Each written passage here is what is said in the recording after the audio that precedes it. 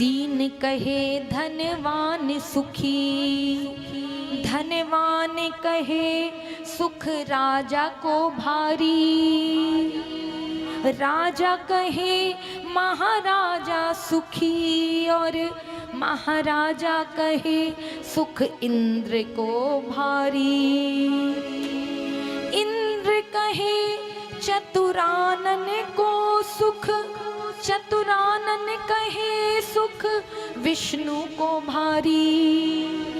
पर तुलसीदास विचार करे, भजन बिना सब जीव दुखारी, भजन बिना सब जीव दुखारी।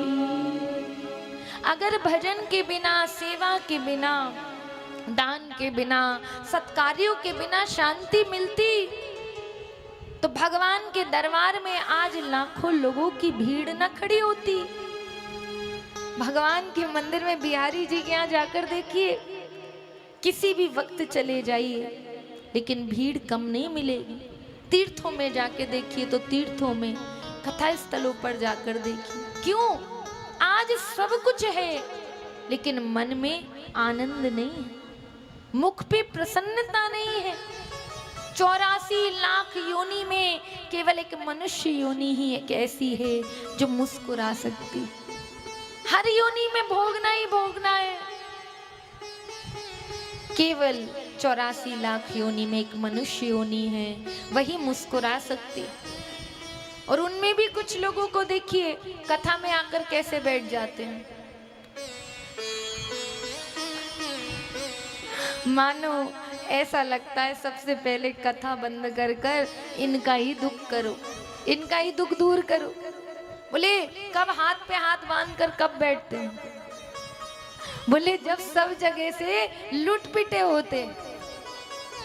बोले अब कुछ नहीं बनता, बैठ जाते, भैया क्या करें। लेकिन कितना बड़ा सौभाग्य है कि हम भगवान के पितरों के ऐसे पावन दिन चल रहे और श्रीमद् भागवत की ऐसी पावन कथा, पूज्य गुरुदेव का दर्शन, पूज्य विप्रों का दर्शन, और उसके बावजूद भी प्रभु के दरबार में आकर हम नहीं मुस्कुराएंगे तो बताइए संसार में कहाँ जाकर हम मुस्कुराएंगे।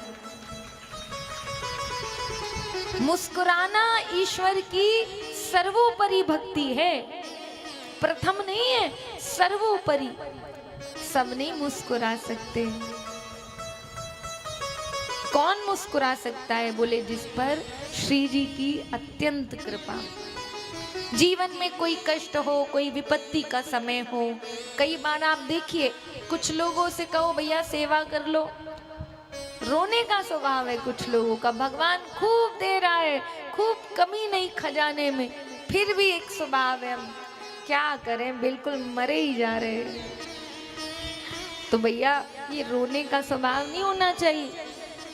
भगवान खूब दे रहा फिर भी रो रहे नहीं।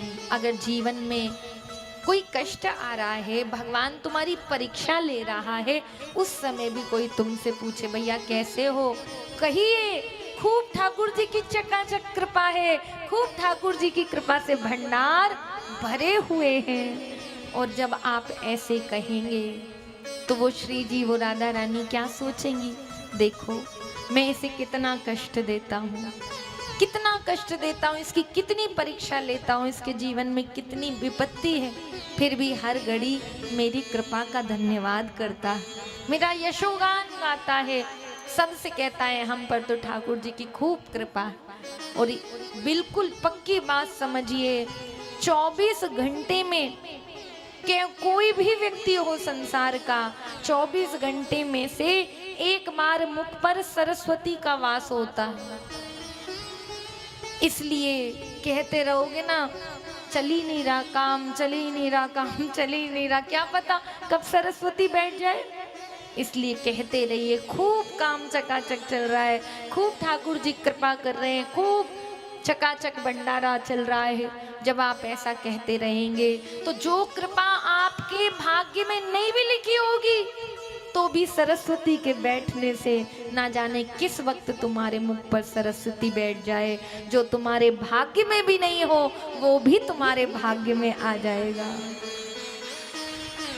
इसलिए भगवान की सेवा के लिए सबसे आगे, भगवान के भजन में सबसे आगे, भगवान की कई कथा हो सबसे आगे, कहीं दान पुण्य की बात चले तो भी सबसे आगे। जो होगा देखा जाएगा। कम से कम क्या पता, गारंटी थोड़ी है, रहे ना रहे, कम से कम कुछ तो कर ले। इसलिए खूब सेवा करिए, खूब परमार्थ करिए, यही आपके और हमारे साथ जाएगा। और मरना कहाँ सार्थक है? बोले भगवान से प्रार्थना करिए कि हे प्रभु, जिस दिन भी हमारी मृत्यु हो, हम ऐसे ही भक्तों के बीच में हमारे प्राण निकल जाए। आपका गुणगान करते करते, आपका नाम लेते लेते ब्रज भूमि पर हमारे प्राण निकले, भगवत धाम में हमारे प्राण निकले। क्यों? भक्तों के बीच में यदि जाओगे, संतों के सम्मुख यदि जाओगे, तो फिर तुम्हारी अधोगति नहीं हो सकती।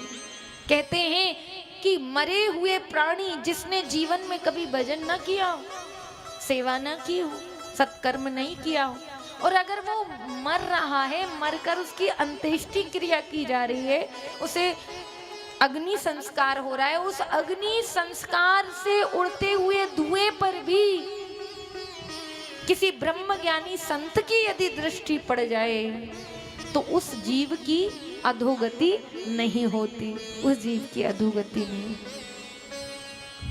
संत की महिमा अपरंपार। इसलिए जीवन में सदग्रंथों में, संतों में, गुरुजनों में हमारी प्रीति हो। हर हाल में हम मुस्कुराते रहें, हर हाल में खुश रहना संतों से सीख जाएं। इसलिए आइए एक छोटा सा भाव श्रवण करें।